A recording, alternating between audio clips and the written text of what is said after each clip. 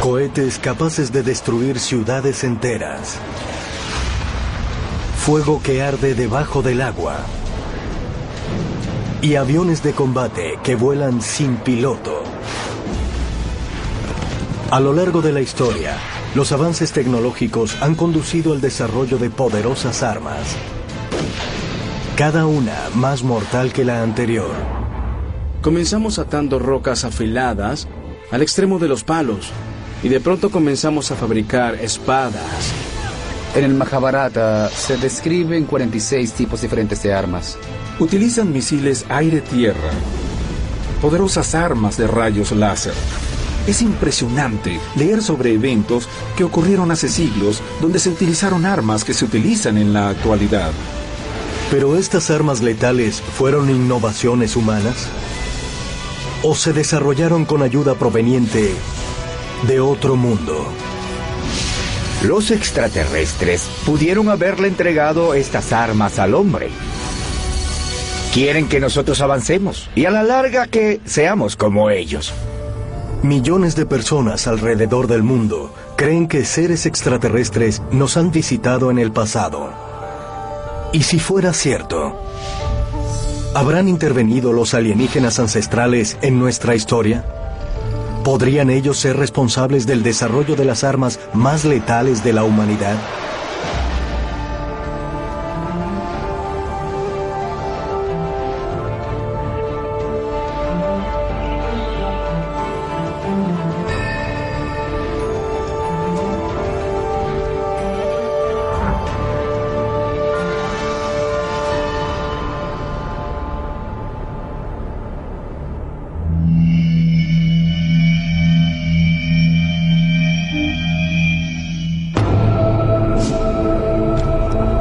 La Tierra, 4.500 millones de años atrás.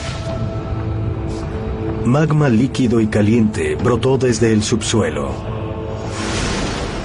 Ráfagas de rayos cayeron desde el cielo. Y ríos de lava fluyeron a lo largo de las tierras. Desde el inicio de los tiempos, nuestro planeta ha estado cambiando, evolucionando, y ha sido devastado por las increíbles fuerzas de la naturaleza. Y el aprovechamiento de esa naturaleza es lo que ha constituido el reto más formidable y el mayor logro de la humanidad. El hecho de que el hombre haya adquirido la habilidad de manipular el fuego es quizás el acontecimiento histórico más importante que ha ocurrido. Cuando logramos dominar el fuego, todo cambió para la humanidad. Pero, ¿cómo aprendieron nuestros ancestros a generar y aprovechar el elemento más volátil y a la larga más esencial de la Tierra? ¿Fue simplemente parte de nuestra evolución intelectual? ¿O es posible que ese conocimiento tenga un origen sobrenatural? Cuando pensamos en el fuego, nos viene la idea de que nuestros ancestros lo descubrieron al frotar unos palos de madera. Pero cada cultura afirma que el fuego es un regalo de los dioses. En las tradiciones nativas norteamericanas se dice con frecuencia que el fuego fue robado del cielo. En las leyendas maoríes vemos también que le roban el fuego a los dioses. Y en las leyendas griegas es Prometeo quien roba el fuego a los dioses. ¿Por qué existen mitos tan similares que narran que los dioses les entregaron el fuego a los humanos? Según los teóricos de los antiguos astronautas, esta extraña similitud puede ser la prueba de que los dioses, o quizás los extraterrestres, en realidad existen. Y de ser cierto, también podría revelar cómo los humanos a la larga utilizaron el fuego para crear armas más letales y complejas. Si planteamos que los alienígenas ancestrales tuvieron algún tipo de influencia, ¿en qué aspecto esperaría que influyeran? Yo diría que en el trabajo de metales. ¿Existen pruebas fehacientes de que la humanidad logró un avance repentino en el trabajo de metales? Sí, sí existen. Comenzamos atando rocas afiladas al extremo de los palos, y de pronto comenzamos a fabricar espadas. Según los arqueólogos, los primeros trabajos de armería en metal comenzaron en la Edad de Bronce, aproximadamente en el año 3300 a.C., en el cercano Oriente. Hubo una época en que la mayoría de las espadas eran de cobre o de hierro. Tomando en consideración las eras, en un principio se trabajaba con bronce, níquel y otros metales ligeros porque son más fáciles de trabajar. No mencionamos el hierro porque es un metal mucho más duro. Se necesita un fuego alto para poder manipularlo y es un material realmente muy difícil para trabajar. Peleaban brutalmente con esas espadas. Querían una espada dura, lo que quiere decir que no siempre eran bien filosas. Cuando nuestros ancestros peleaban y se mutilaban las piernas y los brazos entre sí, lo hacían con piezas de metal desafiladas. Aproximadamente 1000 años después de la aparición del hierro, se produjo un descubrimiento aún más importante: la invención del acero.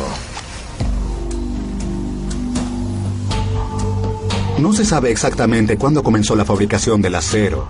Algunos afirman que se remonta al año 1000 a.C. No era fácil hacer una espada de acero en la antigüedad. Era necesario encontrar hierro de alta calidad y por lo general no se podía extraer de una mina. Se obtenía a partir de meteoritos que eran de hierro puro y así se hacían las mejores espadas de acero. Estas se consideraban espadas mágicas. Frecuentemente se resguardaban en secreto y las aldeas tenían 1 o 2 espadas de acero. También hay historias sobre caudillos que tenían un solo objetivo: apoderarse de todas las espadas de acero que existían y dárselas a sus ejércitos. Sin duda, las culturas que eran capaces de obtener acero, por lo general dominaban el mundo.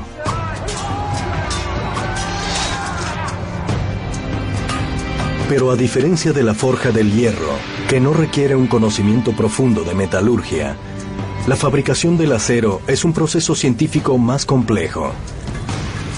Entonces, ¿qué o quién fue el causante de esta asombrosa y evolucionada innovación? En el libro de Enoc, vemos que hay interacción entre seres celestiales y los seres humanos. ¿Qué nos dieron? Nos dieron acero.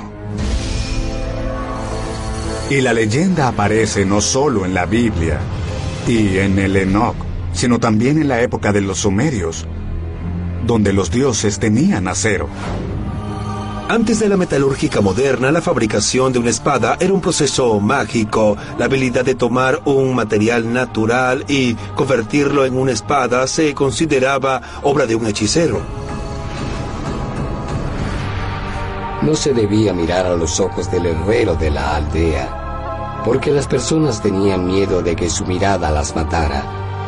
No se le permitía al herrero vivir en la aldea debido a sus poderes mágicos. La idea de que el trabajo con metales era un proceso oscuro y mágico estaba tan afianzada en la antigüedad que en la mitología griega incluso Zeus veía con recelo a su hijo Hefesto, el dios de la metalurgia. Hefesto era el encargado de fabricar las armaduras de los dioses, pero su verdadero milagro fue fabricar el escudo de Aquiles, donde está incluido todo el universo. Lo más impresionante de este escudo es que no es un escudo estático, sino que está vivo. No es una creación humana. Es algo aterrador, espeluznante y mortal. Dentro de su propia belleza metafísica, Hefesto tenía la extraña habilidad de darle vida al metal. Es por ello que Zeus desconfía de Hefesto e intenta deshacerse de él. Zeus lo arroja desde el Olimpo y cae, y termina en la isla de Lemnos. En esta isla hay una pequeña ciudad llamada Hefestia, y ese nombre proviene específicamente del dios Hefesto. Hace 3000 años, Hefestia era una de las ciudades más importantes de Grecia. Y según las historias antiguas, Hefesto vivió entre los habitantes de Lemnos. Los griegos adoraban a este herrero divino y construyeron monumentos en su honor.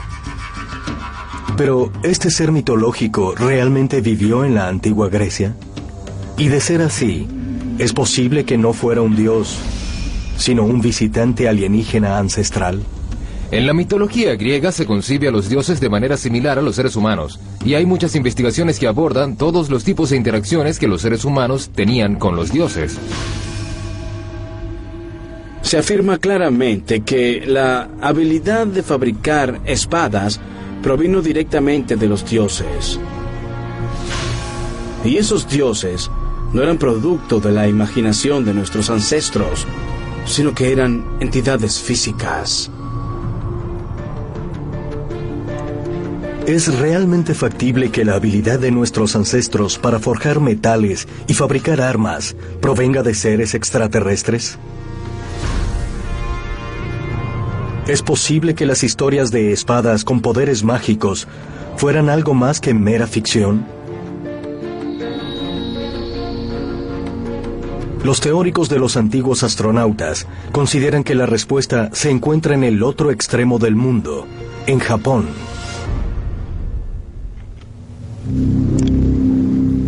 Japón, año 700 después de Cristo. Aquí, según cuenta la leyenda, el herrero Hamakuni y su hijo Hamakura se encerraron en su herrería para forjar el arma perfecta. Durante 7 días y 7 noches, oraron a los dioses Shinto para que los guiaran. 31 días después, salieron de su aislamiento con una espada curva y de un solo filo, que no se parecía a ninguna otra.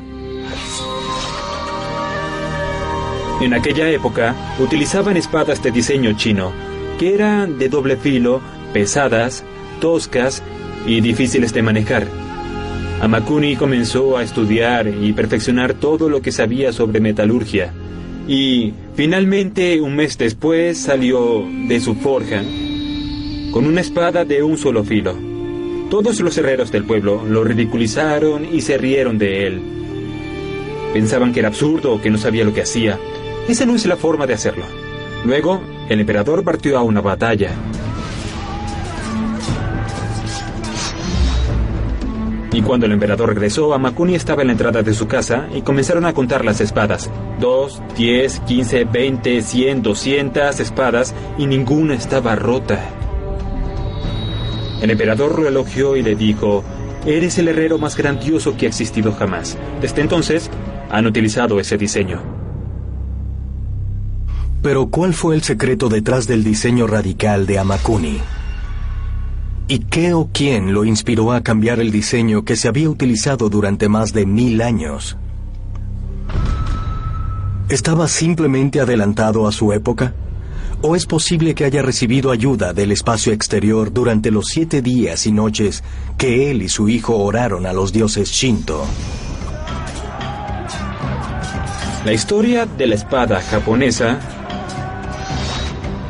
es una historia larga y variada que se remonta a la creencia mitológica de que Omikami, la diosa del sol, le entregó a su nieto una espada cuando lo envió a la tierra para gobernarla. Según las creencias de los samurái, entes superiores llamados kami les dieron vida a los humanos. Pero para que los humanos pudieran experimentar la naturaleza divina de los kami, debían someterse a rituales de purificación que siempre se realizaban al forjar una nueva espada. Antes de comenzar, debían bañarse y ponerse ropa limpia. Todos los asistentes oraban e imploraban ayuda a los dioses. De hecho, había herreros que cantaban mientras martillaban la espada, porque los sonidos que hacía el martillo al compactar el metal también eran parte del ritual. ¿Tuvieron el fabricante de espadas Hamakuni y su hijo Hamakura contacto con los kami? ¿Y podrían estos dioses budistas no ser entes del mundo espiritual, sino seres extraterrestres, como lo plantean los teóricos de los antiguos astronautas? Es posible que los extraterrestres hayan elegido a Amakuni, el mejor fabricante de espadas de su época, para transmitirle esta nueva tecnología. Cuando se les entregan ciertos objetos poderosos a las personas, es importante que sean sumamente inteligentes. Es por ello que vemos constantemente que cuando los dioses entregan bien sea una máquina, el fuego o cualquier otro artefacto, siempre hay alguien capaz de manejarlo, un humano altamente preparado para ello. Otro ejemplo del trabajo de Amakuni es la espada Kogarasu Maru, la espada más legendaria en la historia de Japón, que permanece en la colección imperial japonesa. Pero no ha sido fácil para los académicos y científicos modernos descifrar los secretos de su asombrosa fuerza. Los célebres relatos siempre hacen referencia al acero japonés utilizado para las espadas samurái. Este acero ha sido muy difícil de duplicar porque algunos de estos procesos pueden ser bastante susceptibles. Algunas de sus características son la flexibilidad, la capacidad de doblarse repetidas veces, su impresionante fuerza y su resistencia a la oxidación, que es lo que se necesita para que se mantenga afilada. El hecho de que los fabricantes de espadas modernos no hayan podido obtener la misma calidad de las espadas de Amakuni sería otra evidencia de que lo guió una raza de seres más avanzados. ¿Es posible que estas espadas antiguas tengan una tecnología que aún no hayamos descubierto? En el budismo Shingon, la espada tiene vida propia. Ellos creían que el samurái no elige a la espada. Más bien la cuestión es, ¿y el samurái es apto para la espada? ¿La espada lo elegirá? Esta filosofía del budismo Shingon, que postula que la espada elige a su dueño, es solo un ejemplo de la tendencia de los antiguos humanos a proyectar una conciencia espiritual en objetos inanimados. ¿O los antiguos fabricantes de espadas, como Amakuni, sabían que había algo sobrenatural en las espadas y otras armas mortales? ¿Sabían ellos que no eran de origen humano, sino de origen divino o extraterrestre?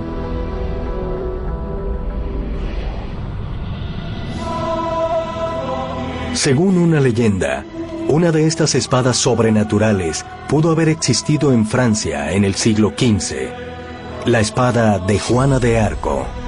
Cuando arrestaron a Juana de Arco y fue llevada a lo que hoy conocemos como su juicio de condenación, los inquisidores estaban determinados a obtener información acerca de su espada. Los inquisidores estaban obsesionados con la espada de Juana de Arco porque tenía la fama de poseer un poder legendario, un poder divino. Juana de Arco afirmaba que unas voces angelicales la guiaron a esa espada.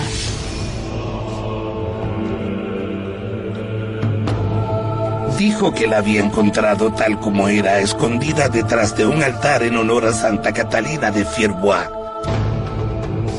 Se decía que la espada fue forjada por el arcángel San Miguel. Y quien la poseyera era invencible. Y ciertamente así fue cuando Juana de Arco empuñó esta espada en la batalla de Orleans. Fue la batalla decisiva que llevó al rey Carlos VII al trono de Francia. ¿Habrá recibido Juana de Arco esta espada invencible por parte de extraterrestres que tenían algún interés en el futuro de Francia? Según los teóricos de los antiguos astronautas, esta hipótesis no solo es posible, sino probable. Y señalan que la legendaria historia del rey Arturo es una prueba de su argumento. El rey Arturo tenía 2 espadas. Una de ellas era la espada en la piedra que demostró que sería el rey. Cuando escucho la historia de esta magnífica espada incrustada en una piedra, que solo sobresalía el mango y que el rey Arturo fue el único capaz de sacarla, pues pienso en una especie de sistema de seguridad biométrico. Tal como en la actualidad tenemos armas que solo se pueden disparar si el mango reconoce tu huella digital. Es posible que la espada en la piedra estuviera calibrada específicamente para la biométrica del rey Arturo. Yo creo que sí. Sé que parece una locura. Solo creemos que los descubrimientos modernos son en realidad un redescubrimiento de lo que ya ha ocurrido hace miles de años. Según la leyenda, el rey Arturo nunca utilizó en las batallas la espada que supuestamente logró sacar de la piedra. Su espada era la legendaria Excalibur. La Dama del Lago fue quien le entregó la espada Excalibur. Emergió una mano y le entregó a Arturo una espada mágica. Y según las crónicas antiguas, esta espada brillaba con la luz de 30 soles y cegaba a sus enemigos. Se dice que la espada del rey Arturo irradiaba relámpagos y energía cuando peleaba contra los monstruos. Las espadas se muestran como objetos mágicos, pero también tenemos la sospecha de que podría tratarse de una tecnología mal interpretada. Aunque los historiadores aún debaten si la leyenda del rey Arturo está basada en hechos reales, en 1998, los arqueólogos hallaron un trozo de pizarra del siglo VI con su nombre inscrito en su célebre lugar de nacimiento, Tintagel, Inglaterra. Pero si el rey Arturo realmente existió, ¿será cierta también la leyenda sobre su increíble espada? Y de ser cierta, ¿sería esta un indicio de que visitantes extraterrestres les dieron armas sobrenaturales a los humanos? Tal vez la respuesta se encuentre en la antigua Roma y en el análisis de una batalla legendaria. Una batalla en la que muchos testigos vieron un fenómeno en el cielo. Roma, 27 de octubre, año 312 después de Cristo. En el puente Milvio, al norte de la ciudad, el depuesto emperador Constantino se preparaba para reclamarle su trono a Magencio. En el cielo presenció lo que luego describiría como una cruz flotando sobre él. Interpretó esta visión como una señal del Dios cristiano.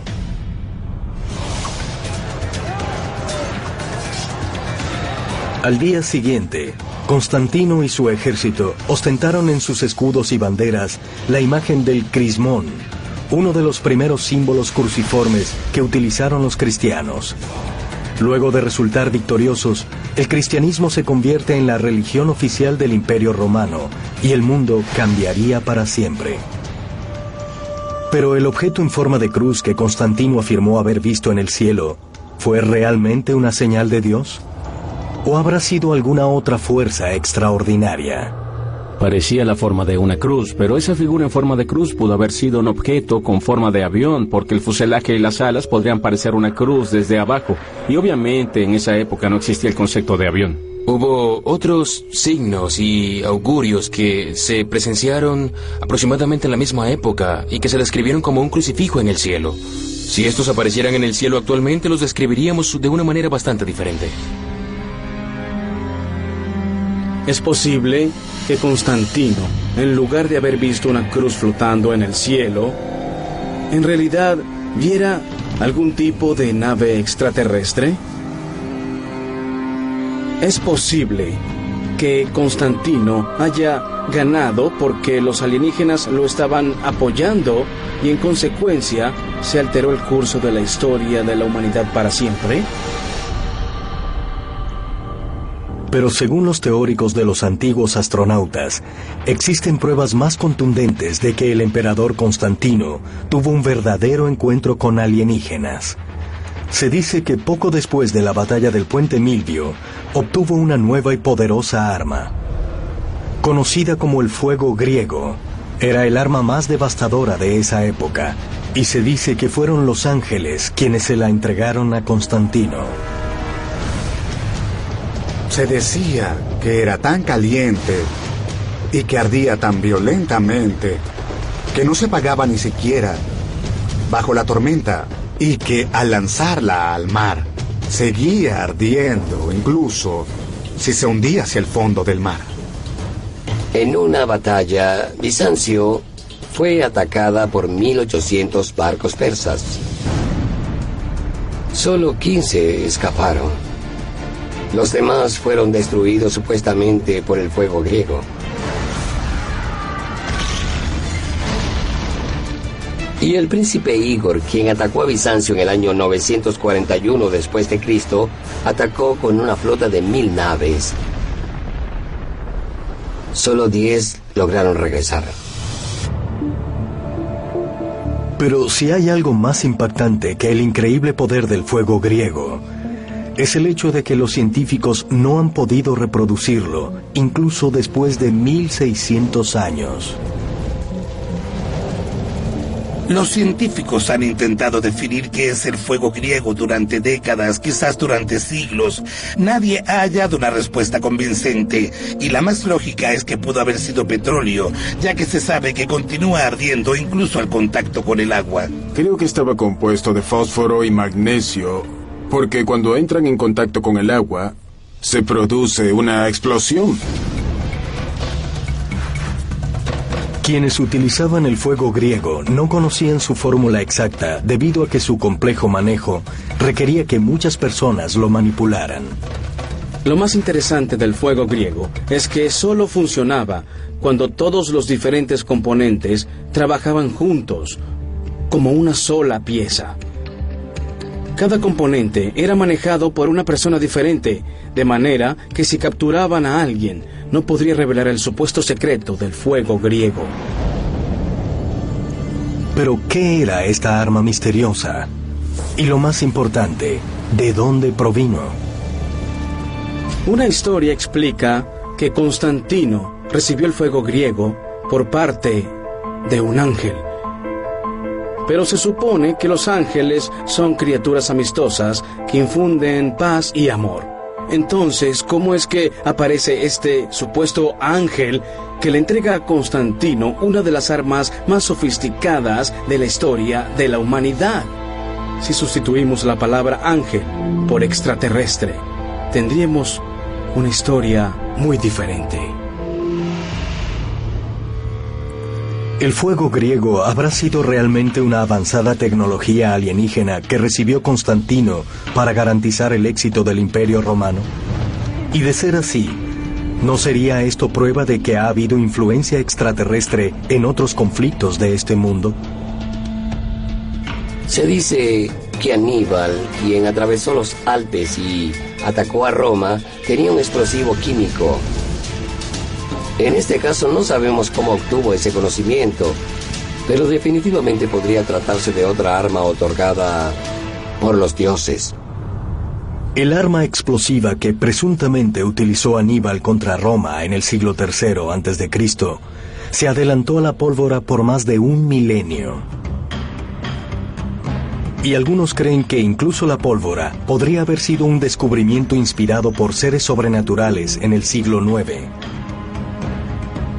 Paradójicamente, este letal invento fue descubierto por alquimistas chinos que intentaban crear un elixir de inmortalidad. Existe una larga historia de alquimia en China. El alquimista Ce intentaba formular un elixir de inmortalidad, una medicina para vivir eternamente. Estuvieron experimentando durante muchos siglos y combinaron toda clase de sustancias hasta el año 850 de la era cristiana, y tenemos registros que demuestran el desastroso impacto de estas mezclas. A pesar de que los emperadores chinos nunca obtuvieron el elixir de inmortalidad, sí ganaron algo casi igual de valioso. Un arma más poderosa que todas las que habían existido hasta ese momento. La tecnología china de la pólvora condujo a importantes cambios a nivel político y geográfico en China, Vietnam y en el sureste de Asia. Condujo incluso al auge y caída de las dinastías. Pero ¿de dónde provino esta devastadora tecnología? Los extraterrestres nos entregaron esa fórmula o alguien la descubrió por accidente. Nadie lo sabe con certeza. La pólvora estaba compuesta de carbón vegetal que se obtenía a través de la quema de árboles y luego pulverizaban el carbón vegetal. El azufre lo obtenían de los volcanes, pero el sodio o el nitrato de potasio no son fáciles de obtener. Entonces, ¿cómo supieron de qué manera extraer esos nitratos y combinarlos en las proporciones correctas?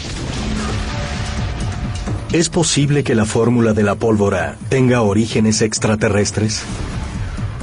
¿Y si los humanos recibieron estas letales tecnologías como la pólvora y el fuego griego de parte de una raza extraterrestre? ¿Cuál fue el motivo? ¿Intentaban alterar nuestro futuro? Y de ser cierto, ¿qué otras armas aún más poderosas tendrán en su arsenal? Un vehículo aéreo no tripulado surca el cielo a toda velocidad. Vuela a velocidades supersónicas mientras dispara y lanza misiles mortales. Está programado para buscar y destruir. Sus efectos son devastadores. Es una avanzada tecnología bélica y extremadamente letal. Pero lo que podría ser una página robada de un proyecto secreto del ejército de Estados Unidos es en realidad una descripción que se había escrito hace 2500 años en un texto sagrado hindú conocido como el Mahabharata. En los relatos de la antigua India se narran testimonios de las peleas de los dioses. Las antiguas epopeyas hindúes mencionan armas terribles, misiles y armas atómicas. Enormes armas láser que derriten y destruyen ciudades enteras. Me niego a creer que nuestros ancestros hayan imaginado estas historias de la nada. Cuando se inventó la escritura, los humanos escribían sus historias. Los primeros escritos que existieron eran basados en hechos reales. ¿Cómo se explica que en algunos de los primeros relatos bélicos se describan complejos armamentos que los humanos solo lograrían desarrollar miles de años después? Para explicarlo, los teóricos de los antiguos astronautas señalan numerosas descripciones de armas letales que figuran en el Mahabharata. Muchas de ellas asombrosamente similares a las que utilizan actualmente los ejércitos. Un ejemplo de esto son las armas incendiarias de Vishnu, equipadas para encontrar sus blancos. Vishnu tenía un misil volador guiado en el Narayanastra, y cuando se lanzaba, destruía todo lo que se movía. Según la descripción, es un arma con detección de movimiento, algo muy parecido a nuestros armamentos actuales. También hay un arma con detector de calor. La detección de calor es una manera muy efectiva de encontrar algo. Puedes disparar un misil desde la parte trasera de una aeronave hacia otra aeronave que esté frente a ti, dirigido específicamente hacia el motor caliente. Incluso si cambias de posición, el detector de calor podrá encontrar el blanco de todos modos. Comprendo que hay fenómenos naturales. Hay truenos, rayos, terremotos, pero ¿cómo podrían describir unos misiles con detector de calor solo a partir de la observación de esos fenómenos? Además de los misiles guiados, el Mahabharata contiene muchos relatos de otras armas sofisticadas que blandían los dioses. En el Mahabharata se describen 46 tipos diferentes de armas, y cada una tiene una función específica. El Pashupatastra es un arma que se divide en 7 flechas diferentes. Puede apuntar a 7 blancos diferentes al mismo tiempo. Salva es un antidios que puede hacer desaparecer su vehículo. Entonces estamos hablando de un objeto volador invisible. Salva también podía dormir a las personas, de manera que podría tratarse de un gas neurotóxico. Se describen armas de tan avanzada tecnología que solo podrían provenir de extraterrestres. Pero entre todas las armas que se describen en el Mahabharata, quizás la más letal era un artefacto llamado Brahmaastra, un arma que los textos advierten que jamás debía utilizarse. Se describe la Brahmaastra como el arma más letal. Una vez que se arroja, quemaría todo. Incineraría el universo entero.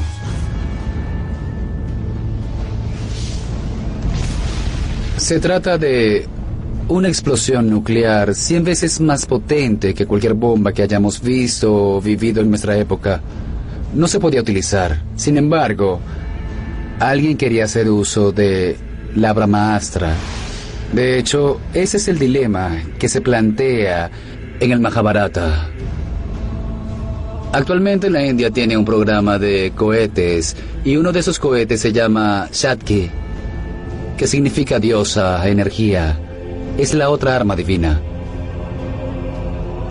En la actualidad los indios están remitiéndose a los textos antiguos y a la mitología y los están reviviendo a través de la tecnología moderna. Es posible que seres alienígenas que visitaron la Tierra hace miles de años hayan utilizado este tipo de armas de aniquilación nuclear, así como los humanos las utilizan en la actualidad. Es posible que las armas mortales que emplean los ejércitos modernos sean reproducciones de las armas que los extraterrestres utilizaron en la Tierra en épocas pasadas. Tal vez. Pero en ese caso, también sería posible hacer predicciones acerca del futuro militar de la humanidad analizando otros textos antiguos. Lago Tonle Sap, Camboya. Este lago y sistema fluvial posee una corriente que cambia de dirección 2 veces al año. Y el volumen del lago se expande y se reduce de manera asombrosa con cada estación. Pero este inusual cuerpo de agua es único por otra razón. Se dice que alberga la mítica espada de Preah Pisnokar. Existe una maravillosa leyenda en la cultura camboyana acerca de un espadachín llamado Pisnokar, quien era un mago, un maestro artesano.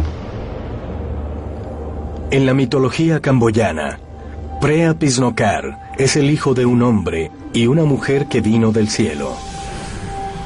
La historia narra que lo llevaron al mundo celestial, donde aprendió la tecnología de los dioses.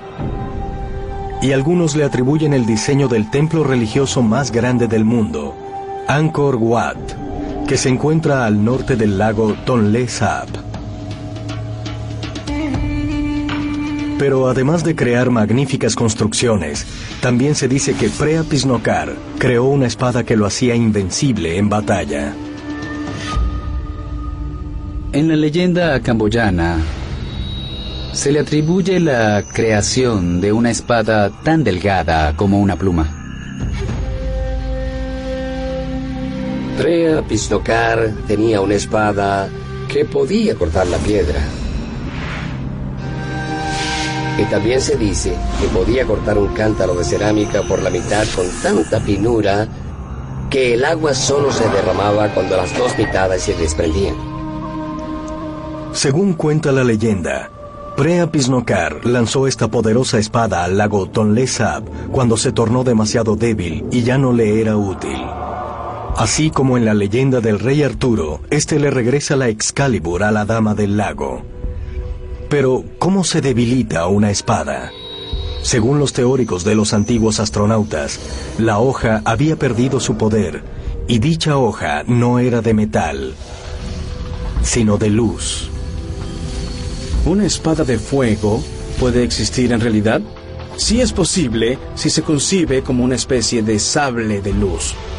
Cuando la sacaba para cortar algo, era más resplandeciente que el sol. Era una espada muy delgada y muy brillante y emitía luz. Según la descripción, podría tratarse de un tipo de rayo láser. Los rayos láser son un grupo de ondas que se mueven en conjunto al mismo compás. La luz que emite una bombilla podría describirse como una multitud corriendo como loca en direcciones diferentes, mientras que el láser sería una fila de personas marchando de manera ordenada. Todo está alineado, de manera que la luz es mucho más poderosa y efectiva. ¿Existió en realidad pre-Apisnokar? Y de ser así, ¿su asombrosa espada habrá tenido algún tipo de tecnología láser? ¿Es posible que los sables de luz, una creación de la ciencia ficción moderna, hayan existido en la antigüedad? Hay dos maneras de crear un sable de luz. Una es con un rayo láser, pero es improbable porque el haz de luz no tendría fin, ya que este continuaría su trayecto. Sería necesario hallar una manera de doblarlo en sí mismo. Es mucho más lógico con un haz de plasma.